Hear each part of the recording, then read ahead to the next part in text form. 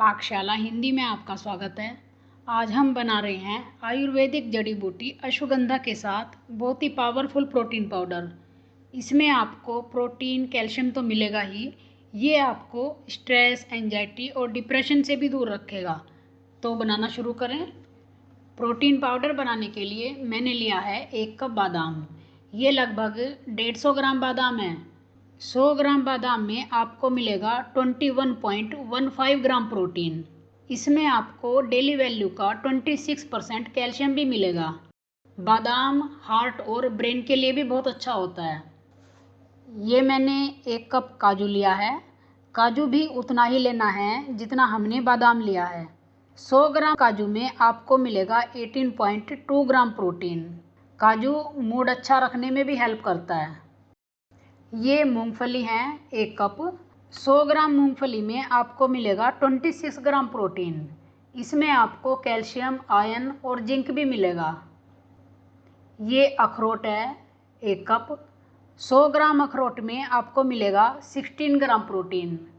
अखरोट में ओमेगा 3 बहुत अच्छा होता है और ये ब्रेन के लिए बहुत फ़ायदेमंद होता है। ये मसल बिल्डिंग में भी हेल्प करता है। ये पिस्ता लिया है 1 कप। 100 ग्राम पिस्ता में आपको मिलेगा 20 ग्राम प्रोटीन। इसमें आपको आयरन भी मिलेगा। ये भुना हुआ चना है 1 कप। 100 ग्राम भुने हुए चने में आपको मिलेगा 19 ग्राम प्रोटीन। इसमें आपको कैल्शियम और आयरन भी मिलेगा। चने का हम छिलका उतार कर यूज करेंगे। आप चाहें तो इसे छिलके सहित भी यूज कर सकते हैं। ये सोयाबीन लिया है 1 कप। 100 ग्राम सोयाबीन में आपको मिलेगा 36 ग्राम प्रोटीन। इसमें आपको डेली वैल्यू का 27% कैल्शियम भी मिलेगा।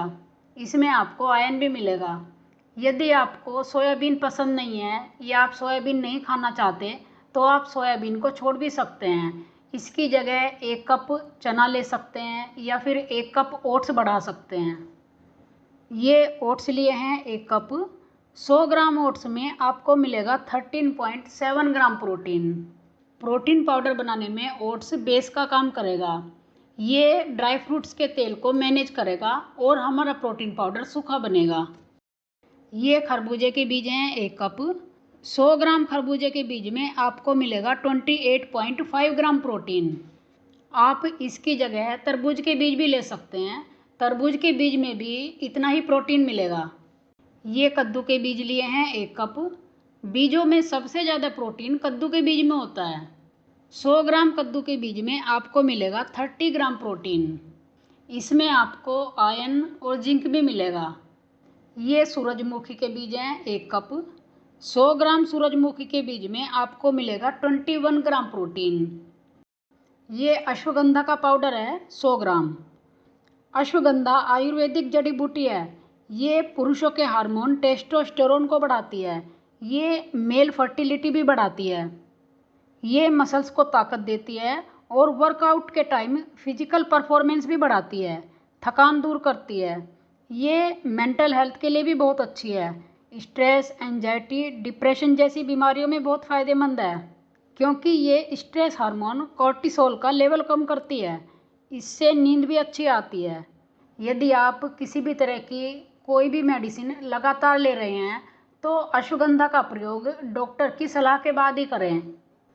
ये चिया सीड्स लिए हैं 50 ग्राम। 100 ग्राम चिया सीड्स में आपको मिलेगा 17 ग्राम प्रोटीन। इसमें आपको डेली वैल्यू का 63% कैल्शियम भी मिलेगा। ये सुपर फूड है अलसी के बीज, फ्लैक्सीड। 100 ग्राम अलसी के बीज में आपको मिलेगा 18 ग्राम प्रोटीन। इसमें आपको डेली वैल्यू का 25% कैल्शियम भी मिलेगा। अलसी के बीज हार्ट के लिए बहुत अच्छे होते हैं। ये 50 ग्राम तिल है। 100 ग्राम तिल में आपको मिलेगा 18 ग्राम प्रोटीन। तिल में कैल्शियम बहुत ज़्यादा होता है। 100 ग्राम तिल में डेली वैल्यू का 97% कैल्शियम मिलेगा। अब इन सबको हम भून कर तैयार करेंगे। सबसे पहले हम बादाम भून रहे हैं। बादाम भूनने के लिए आप जो भी कढ़ाई या पैन लें वो भारी तले का होना चाहिए। इसे हम लो फ्लेम पर लगातार चलाते हुए भूनेंगे। बादाम भूनते समय ध्यान रखना है कि ये ज़्यादा ना भुने और इस पर कोई स्पॉट ना आए। इसे हमें इतना ही भूनना है कि इसकी नमी ख़त्म हो जाए और इसका पाउडर बनाने में आसानी हो। ड्राई फ्रूट को भूनने का सबसे बड़ा फ़ायदा यह है कि भूनने से इसकी सेल्फ लाइफ बढ़ जाती है और हमारा प्रोटीन पाउडर जल्दी ख़राब नहीं होता, ज़्यादा दिन चलता है। बादाम भूनकर तैयार है, इससे ज़्यादा नहीं भूनना है। इसे हम उतार लेंगे और ठंडा कर लेंगे। अब भूनेंगे काजू। काजू को भी कम आंच पर लगातार चलाते हुए भूनना है। ड्राई फ्रूट को ज़्यादा भूनने से इसके अंदर का जो प्रोटीन है, कैल्शियम है, आयरन है, विटामिन्स हैं, वो बहुत कम हो जाते हैं। इसलिए ध्यान रखना है कि इसे बहुत कम भूनें और इतना ही भूनना है कि इसकी नमी ख़त्म हो जाए, ज़्यादा नहीं भूनना है। हमारे काजू भूनकर तैयार हैं, इसे भी उतार लेंगे और ठंडा कर लेंगे। अब भूनेंगे पिस्ता। पिस्ता को भी कम आंच पर लगातार चलाते हुए भूनना है।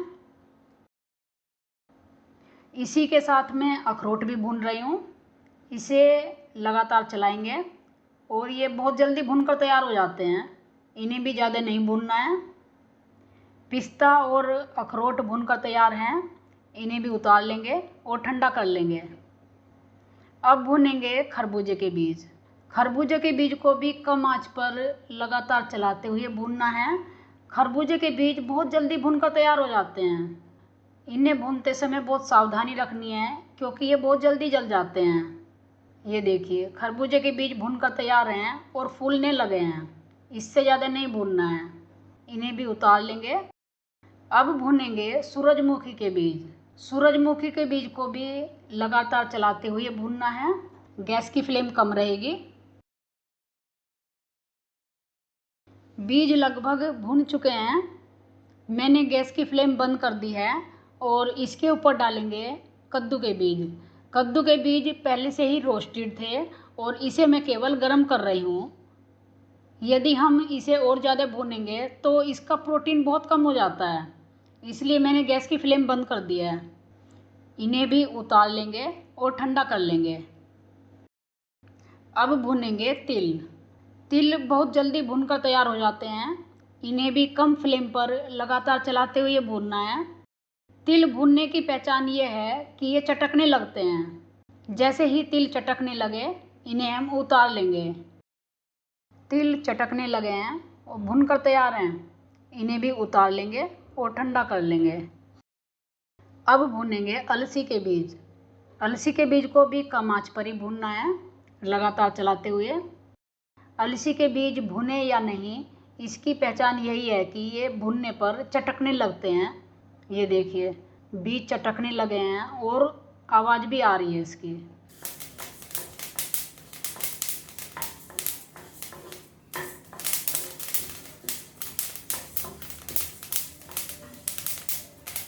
इन्हें उतार लेंगे और ठंडा कर लेंगे। अब भूनेंगे ओट्स। ओट्स को भी हमें कम आंच पर ही भूनना है। जैसे ही ओट्स भुनने लगते हैं, इसमें से खुशबू आने लगती है। ओट्स में से बहुत अच्छी खुशबू आ रही है और ये भुनकर तैयार हैं। इन्हें भी हम उतार लेंगे और ठंडा कर लेंगे। अब भूनेंगे मूंगफली। मूंगफली को भी कम आंच पर लगातार चलाते हुए भूनना है। मूंगफली भूनते समय ध्यान रखना है कि इस पर कोई ब्राउन स्पॉट ना आए और ये जले ना। जलने से इसके अंदर जो प्रोटीन, कैल्शियम और आयरन है वो बहुत कम हो जाते हैं और इसका टेस्ट भी ख़राब हो जाता है। मूंगफली को हमें कम आंच पर देर तक भूनना है जिससे ये अंदर तक क्रिस्पी हो जाए। मूंगफली चटकने लगी है, ये भूनकर तैयार है। इसे हम उतार लेंगे और ठंडा कर लेंगे। अब भूनेंगे सोयाबीन। सोयाबीन को भूनने में बहुत ज़्यादा टाइम लगता है, इसे भी हम कम आंच पर भूनेंगे। सोयाबीन भून चुकी है। इस समय हम गैस की फ्लेम बंद कर देंगे और इसमें डालेंगे चिया सीड्स। चिया सीड्स को भूनने की ज़रूरत नहीं है, इसलिए हम इसे केवल गर्म कर रहे हैं। सोयाबीन और चिया सीड्स को पीसने में बहुत टाइम लगता है, ये बहुत हार्ड होते हैं, इसलिए हम इसे अलग रखेंगे और इसे एक साथ पीसेंगे। मूंगफली भी ठंडी हो चुकी हैं और इसका मैंने छिलका उतार लिया है। यदि आप मूंगफली को छिलके सहित पीसना चाहते हैं तो आप छिलके सहित पीसें। मूंगफली को भी इसमें मिक्स करेंगे। अब इसमें मिलाएंगे भुना हुआ चना। चने का मैंने छिलका उतार लिया है। ये हमारा मिक्सचर ठंडा हो चुका है। इसे हम एक बार अच्छी तरह से मिक्स कर लेंगे।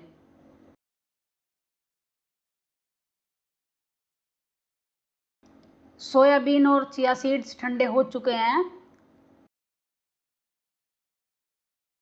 इन्हें हम एक मिक्सर जार में डालेंगे और इसे अलग से पीस कर तैयार करेंगे।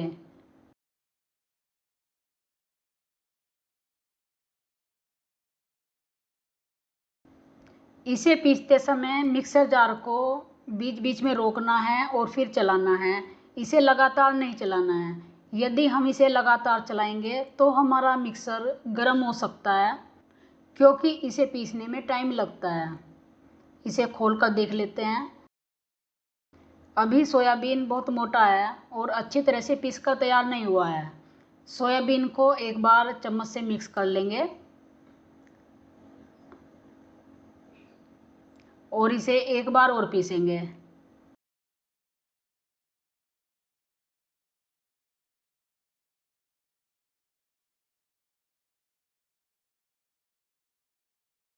सोयाबीन पीसकर तैयार है। इसे हम उतार लेंगे और छन्नी से छान कर तैयार करेंगे, क्योंकि सोयाबीन को पीसते टाइम इसमें सोयाबीन के छोटे छोटे टुकड़े रह जाते हैं।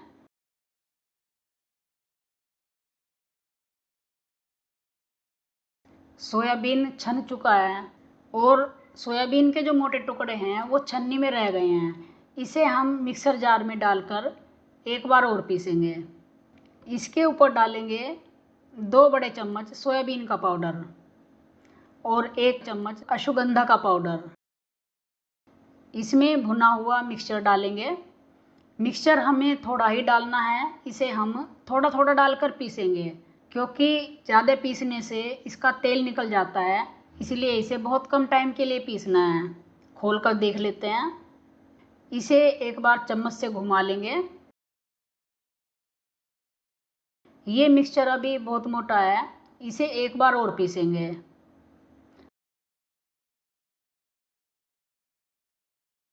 खोल कर देख लेते हैं। मिक्सचर पीस कर तैयार हो चुका है। इसे हम एक छन्नी से छान लेंगे।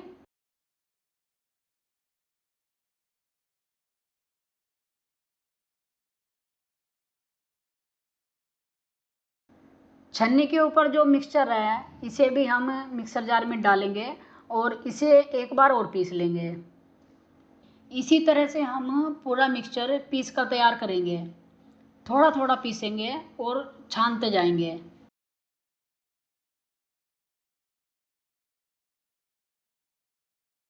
इस 100 ग्राम प्रोटीन पाउडर में आपको मिलेगा 41 ग्राम प्रोटीन।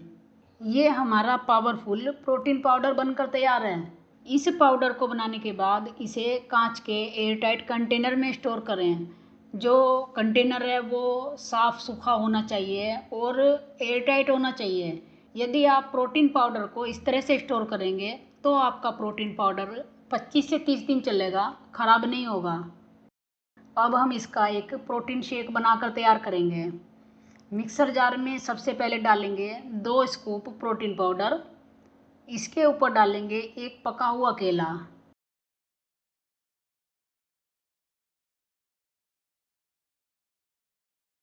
अब डालेंगे दूध। दूध मैंने 250 ml लिया है। अभी इसमें थोड़ा दूध डाला है, थोड़ा दूध बाद में डालेंगे। अब इसमें बचा हुआ दूध भी डालेंगे और इसे एक बार और घुमाएंगे। यदि आप इसे हाई प्रोटीन बनाना चाहते हैं तो आप इसमें 1 बड़ा चम्मच पीनट बटर डाल सकते हैं। मीठे के लिए मैं इसमें 1 चम्मच शहद डाल रही हूँ। आप चाहें तो इसमें 4 या 5 खजूर भी डाल सकते हैं। और ये हमारा प्रोटीन शेक बनकर तैयार है। यदि आप वज़न बढ़ाना चाहते हैं तो इस प्रोटीन पाउडर को बनाना शेक के साथ लें। इस प्रोटीन पाउडर में आपको प्रोटीन के साथ साथ calcium, iron, zinc, vitamins, omega 3 और एंटीऑक्सीडेंट भी मिलेंगे। इसमें हमने अश्वगंधा भी मिलाया है जो आपको फिजिकल फिटनेस के साथ साथ मेंटल फिटनेस भी देगा। इस प्रोटीन पाउडर को आप एक बार ज़रूर ट्राई करें। ये प्रोटीन पाउडर का वीडियो आपको कैसा लगा कमेंट करके ज़रूर बताएं। वीडियो अच्छा लगे तो लाइक ज़रूर करें और चैनल को सब्सक्राइब करना ना भूलें। मैं आपसे फिर मिलती हूँ एक नई रेसिपी के साथ।